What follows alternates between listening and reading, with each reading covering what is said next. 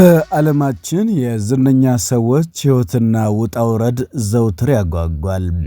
በኢትዮጵያ በቴሌቪዥን መስኮት ተወዳጅ የሆኑት የኢቢኤስ ቴሌቪዥኖቹም ዮናስና ጸገነት በትላንትናው እንዲሁም በዛሬው ዕለት በማህበራዊ ሚዲያው መነጋገሪያ ሆነዋል። በአዲስ ነገር እየመጡ ነው የሚለው የሶሻል ሚዲያው ርዕሰ ጉዳይ በርካቶችን ያጓጓ ይመስላል።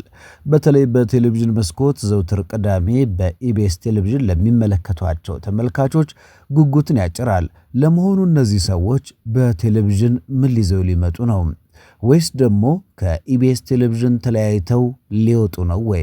የፈረደበት አባይ ቲቪ ጎረምሳው አባይ ቲቪ የበርካቶችን ልብ እያሸፈተ እያስኮበለለ ነውና ጸገነትና ዮናስ በአባይ ቲቪ ፕሮግራም ይዘው ሊመጡ ነው የሚሉ መላምቶች እየተሰነዘሩ ነው። ለመሆኑ ትክክለኛው ነገር ምንድነው?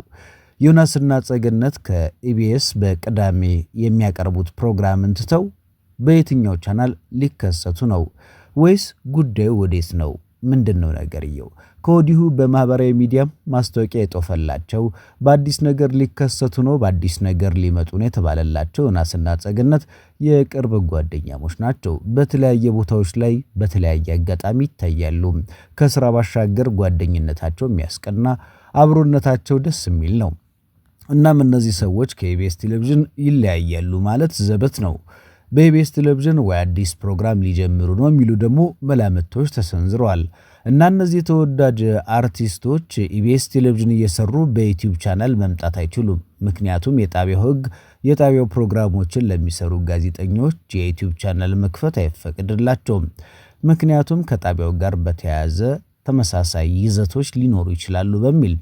ታዲያስ ምን ሊሆን ይችላል? እነዚህ ሰዎች ከኢቢኤስ ቴሌቪዥን ፕሮግራሞች ውጪ ከኢቢኤስ ቴሌቪዥን ለቀው ወጥተው የራሳቸውን የቴሌቪዥን ሾው በአንዱ ጣቢያ ይጀምራሉ ብሎ ማሰብ ደግሞ ኢቢኤስ ቴሌቪዥን ቅዳሜ ከሰዓትንም ባዶ አድርጎ እነዚህን ሁለቱ ዝነኛ ሰዎች አሰናበተ ማለት የማይሆን ነገር ዘበት ነው። በቦታው ሰዎችን መተካት አለበት። የመዝናኛው ኢንዱስትሪ ላይ እነሱን የሚመጥኑ የቅዳሜ ከሰዓት አዘጋጆችን ማምጣት አለበት። ታዲያ እነዚህ ሁለቱ ሰዎች ጉዳይ ምን ሊሆን ይችላል? ውስጥ አዋቂያችን የገመተውን እኛም ይሆናል ያልነውን መረጃ ሰነርተናል። ለቻናላችን አዲስ የሆናችሁ ሰዎች ላይክ፣ ሰብስክራይብ፣ ሼር በማድረግ ይህንን ቻናል እንድታበረታቱልን በአክብሮት ጋብዘናል። መቼም የዝነኛ ሰዎች ሕይወት ያጓጓልና የጓጓችሁለትን መረጃ ልናካፍላችሁ ወደናል። ዮናስና ጸገነት ከሰሞኑ በተለያየ ጊዜያት ማስታወቂያቸው እየተነገረ ነው። በተለይ ከኢትዮጵያ ቴሌቪዥን አንስቶ እስከ ኢቢኤስ ቴሌቪዥን ከፍተኛ ዝናና ተወዳጅነትን ያገኙት በኢቢኤስ ቴሌቪዥን በከፍተኛ ደረጃ ተከፋዮች የሆኑት በባለቤቶቹ ሳይቀር የሚወደዱትና እነዚህ ጉምቱ የቴሌቪዥን መዝናኛ ፕሮግራም አዘጋጆች ኢቢኤስ ቴሌቪዥን የሚያከብራቸው፣ የሚወዳቸው፣ ሊያጣቸው ከማይፈልጋቸው ጋዜጠኞቹ ወይም ባለሙያዎቹ በስነ ምግባር የታወቁ እንዲሁም ከበርካታ ባልደረቦቻቸው ጋር በጥሩ ተግባቦት የሚታወቁ ጋዜጠኞች ናቸው። ታዲያስ ምን አዲስ ነገር ኖሮ ነው? ምን በአዲስ ጉዳይ ሊመጡ ነው ለሚለው ጥያቄ በሬዲዮ ፕሮግራም ሊመጡ እንደሆነ ውስጥ አዋቂያችን ሹክ ብሏል። የራሳቸውን የሬዲዮ ፕሮግራም ይዘው በሬዲዮ ሾው ይመጣሉ። ኢቢኤስ ቴሌቪዥንን ጎን ለጎን ይሰራሉ። እናም እነዚህ ሰዎች ተጨማሪ በሬዲዮ አየር ሰዓት ወደ አድማጮቻቸው ይደርሳሉ። ጸገነት በኢትዮ ኤፍኤም በተለያየ ጊዜ በሬዲዮ መቆየቷ ይታወቃል። ከዮናስ ጋር በአዲስ ከለር በአዲስ ቀለም በሬዲዮ ፕሮግራም ይመጣሉ። ይህ ይገመታል በብዙዎች ዘንድ ከሰሞኑ በአዲስ ነገር ዮናስና ጸገነት የሚለው ማስታወቂያ ለዚያ ነው እያሉን ነው። በርካቶች እንደገመቱት ግን በኢቢኤስ ቴሌቪዥን በአዲስ ፕሮግራም ሊመጡ ነው፣ ወይም ደግሞ ኢቢኤስ ቴሌቪዥን ለቀው ወደ አባይ ቲቪ ሊያቀኑ ነው። አባይ ቲቪ በርካታ አርቲስቶች፣ ታዋቂ ጋዜጠኞች፣ የመዝናኛ ሰዎች የሚመርጡት ቁጥር 1 እየሆነ ነው። የመዝናኛ ቻናሎችን ወይም ደግሞ ፕሮግራሞቹን ወደዚህ ቻናል ይዞ መምጣት እየተለመደ መጥቷል የሚሉ በርካቶች ናቸው። ነገር ግን ጉዳዩ እሱ አይደለም። ከኢቢኤስ ቴሌቪዥን የመልቀቅም በዩቲዩብ ቻናልም የመምጣት ጉዳይ አይደለም። ጉዳዩ ቀደም ሲል እንዳልናችሁ የሬዲዮ ፕሮግራም የመጀመር እቅድ ነው። ታዲያ ኢቢኤስ ቴሌቪዥን በርካታ ሰዎችን በሸኘበት አጋጣሚ በርካታ ፕሮግራም አዘጋጆች ጋር ሲለያይ ያስቀድሞ ጋዜጠኞች በቦታው ይተካል፣ ወይም ደግሞ የመዝናኛው ኢንዱስትሪን የቅዳሜና የእሁድ ከሰዓትን አዘጋጆች በቦታው ከተካ በኋላ ነው። ይህ ሊሆን የማይችል ነገር ነው። ብዙዎች የገመቱት ልክ እንዳልሆነ ይሰማናል።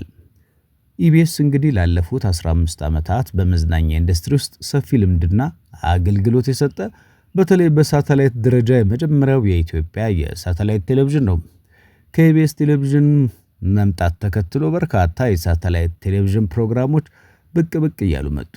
ለ15 እና ለ16 ዓመታት ከዛም በላይ ለሚሆኑ ጊዜያት ዝናውን ጠብቆ ተወዳጅነቱን በተለይ ደግሞ በተመልካች ዘንድ የተመልካቾችን ልብና ስሜት ሰቅዞ በሚይዙ ፕሮግራሞች በጠንካራ ማኔጅመንት ለረጅም ዓመታት ኢቢኤስ ቴሌቪዥን በአየር ላይ ዝንፍ ሳይል ቆይቷል። ይህን ዝናና ስሙን ደግሞ ከህዝብ አልፎ እስከ መንግስት ድረስ የተወደደ የቴሌቪዥን ጣቢያ መሆኑን አሳይቷል። በርካታ የመንግስት አመራሮች፣ የብልጽግና ባለስልጣናት ስቱዲዮ ድረስ ሄደው የጎበኙት የኢቢኤስ ቴሌቪዥን ተወዳጅነቱን በባለስልጣናቱ ጭምር ፕሮግራሞቻቸውን እስከ መከታተል በተለይ ደግሞ የኢቢኤስ ሰዎችን የተለያየ ኢቨንቶቻቸውን እንዲመሩ እስከ ማድረግ ድረስ ደርሷል። ታዲያ ይሄ ቴሌቪዥን ጣቢያ ማኔጅመንቱ ጥብቅ ነው። ወለም ዘለም ለሚሉ ወለም ዘለም የሚል እርምጃ አይደለም እስከ ማሰናበት ይደርሳል። ነገር ግን የሚያሰናበታቸውንም ሆነ የሚቀጥራቸውን ሰዎች ጠንቅቆ የሚያውቅ ቴሌቪዥን ጣቢያ ነው። እነዚህ ለረጅም ዘመን ከጣቢያው ጋር የቆዩ ጋዜጠኞችን በቀላሉ ቶፈንቶ በሆነ ጉዳይ የሚሸኛቸው አይመስልም። በጥብቅ የሚይዛቸው፣ የሚያሰራቸው፣ የሚከታተላቸው፣ የሚወዳቸው ከህዝብ ጋር ግንኙነት ያላቸው በተለይ ቤተሰብን በማገናኘት በቅዳሜ ከሰዓት ቁም ነገር አዘል አዝናኝ ፕሮግራሞችን በማቅረብ የሚታወቁትን ጋዜጠኞች በቀላሉ ይሸኛቸዋል። የራሳቸውን ሾው ይጀምራሉ ማለት ከባድ ነው። በእርግጥ የግል ነፃነትና መብት ቢኖራቸውም ጣቢያው ግን በብልጠትና በጥቅማ ጥቅም ሊይዛቸው እንደሚችል ይታመናል። በተለይ ከፍተኛ ተከፋይ ናቸው። በሳምንት የሚያገኙት ገንዘብ ጦጣ አይዘለውም የሚባልላቸው እነዚህ ጋዜጠኞች ታዲያ እንዴት ኢቢኤስን ዘለው ሌላ ቴሌቪዥን ጣቢያ ሄዳሉ? ለዛውም ተቀናቃኝ ወደሆነ ቴሌቪዥን ጣቢያ። የማይታሰብ ነገር ነው ሲሉ በርካቶች ተንብየዋል። ታዲያ ዮናስና ጸገነት በቅርቡ ሊጀምሩ ያሰቡት ነገር ብዙዎችን አስገርሟል፣ አስደንቋል። በአዲስ ነገር እየመጡ ነው የሚለው ነገር ደግሞ ኢቢኤስ እየሰሩ ዩቲዩብ ቻናል አይታሰብም የሚለውም በርካቶች ዘንድ እንደማይሆን ተተንብየዋል። ታዲያ ምን ይሆን እንዳልናችሁ የሬዲዮ ፕሮግራም ወይስ ከዛ የተለየ ነገር ይሆናል? በቅርቡ አብረን የምናየው ይሆናል። በተወዳጁ የቴሌቪዥን ጣቢያ ዘውትር ቅዳሜ የሚከሰቱት በተለያየ መዝናኛ ፕሮግራሞች የሚወደዱት ጋዜጠኞች ምን ይዘውልን ይመጡ ይሆን? ምንስ የተለየ ነገር አላቸው? አዲስ አቀራረብስ ይዘው ይመጣሉ ወይ? አብረን እናየዋለን። ለዕለቱ አበቃን።